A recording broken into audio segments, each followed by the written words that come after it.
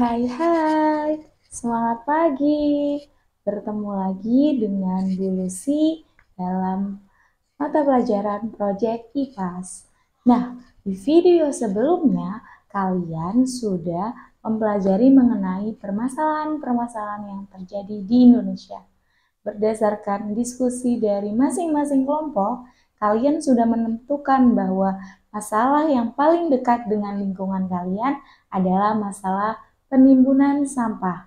Nah, untuk mendukung proyek kalian, maka di video ini Ibu akan menyampaikan beberapa konsep mengenai sampah, jenis-jenis sampah, dan bagaimana cara menanggulanginya. Kalian simak baik-baik ya video ini. Selamat menyaksikan. Kalian tentu pernah melihat gambar-gambar yang ada di video ini. Ya, betul sekali, itu adalah gambar sampah.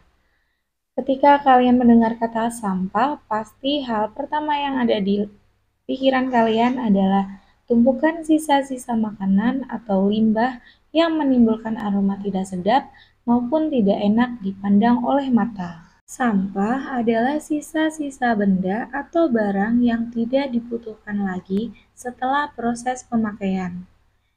Sampah juga merupakan material yang memiliki kandungan zat kimia berbahaya dan memiliki potensi untuk merusak segala hal yang ada di sekitarnya, termasuk dengan lapisan atmosfer bumi. Menurut Undang-Undang Nomor 18 Tahun 2008 yang mengatur tentang pengelolaan sampah, sampah didefinisikan sebagai sisa proses alam yang terjadi atau sisa kegiatan manusia setiap harinya, baik berupa benda cair maupun benda padat. Jenis-jenis sampah berdasarkan sifatnya dibedakan menjadi dua jenis. Yang pertama adalah sampah organik dan yang kedua adalah sampah anorganik. Sampah organik merupakan sampah yang dapat diuraikan kembali melalui proses alamiah atau degradable. Contoh dari sampah ini adalah dedaunan, ranting pohon, sisa sayuran, dan sisa makanan. Sedangkan sampah anorganik merupakan sampah yang tidak dapat diuraikan kembali melalui proses alamiah. Contohnya adalah plastik, botol minuman, kaleng, dan lain sebagainya. Berikut merupakan beberapa cara untuk melakukan pengolahan sampah, terutama sampah organik. Pengelolaan limbah sampah organik yang berasal dari tumbuh-tumbuhan dan sisa makanan dapat dijadikan sebagai pakan ternak, kompos, dan dapat didaur ulang sebagai kerajinan tangan. Yang pertama yaitu pengolahan menjadi makanan ternak. Di Indonesia, sampah organik seperti sayur-sayuran, misalkan wortel, kubis, kol, kentang, selada air, kangkung maupun sawi, atau buah-buahan seperti kulit pisang, kulit nanas, dan kulit jeruk biasanya dimanfaatkan sebagai makanan kelinci, kambing, ayam, maupun itik. Hal ini sangat menguntungkan karena selain mengurangi jumlah sampah, juga mengurangi biaya pakan untuk hewan ternak. Sampah organik yang mudah rusak dapat dimanfaatkan untuk makanan ternak.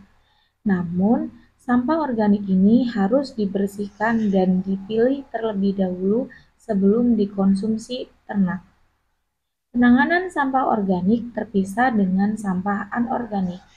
Jika sampah organik bercampur dengan sampah yang mengandung logam-logam berat, maka dapat terakumulasi di dalam tubuh ternak yang akan membahayakan manusia yang mengkonsumsi daging ternak tersebut. Pengolahan selanjutnya yaitu dengan membuat atau mengubah sampah organik menjadi kompos. Menurut Kamus Besar Bahasa Indonesia, definisi kompos adalah pupuk campuran yang terdiri atas bahan organik seperti daun dan jerami yang membusuk dan kotoran hewan. Sedangkan menurut Wild 2014, Kompos merupakan pupuk alami atau organik yang dapat dibuat dari bahan-bahan hijau dan bahan organik lainnya yang ditambahkan dengan sengaja sehingga proses pembusukan akan lebih cepat. Hasil dari dekomposisi atau fermentasi bahan-bahan organik seperti sisa hewan, tanaman, dan limbah organik lainnya dapat menghasilkan kompos yang dimanfaatkan untuk memperbaiki struktur tanah, memperbaiki kehidupan mikroorganisme tanah, menambahkan daya ikat air terhadap tanah, dan memperbaiki sifat-sifat tanah lainnya. Pupuk kompos mengandung unsur-unsur hara mineral yang baik untuk tanaman, serta meningkatkan bahan organik dalam tanah. Pembuatan pupuk ini pun dapat dibuat sendiri dengan memanfaatkan bahan-bahan organik yang mudah didapatkan dengan harga pembuatan yang relatif murah.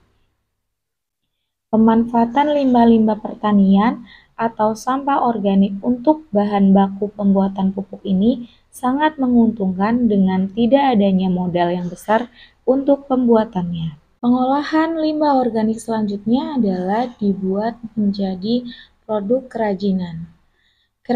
Keberadaan limbah organik sudah banyak dimanfaatkan oleh masyarakat untuk dibuat kerajinan yang memiliki nilai jual tinggi. Teknik dan bentuk kerajinan yang dibuat juga bervariasi serta menjadi ciri khas daerah masing-masing. Kerajinan dari bahan dasar limbah organik memiliki ciri khas kerajinan yang menjadi unggulan di setiap daerahnya.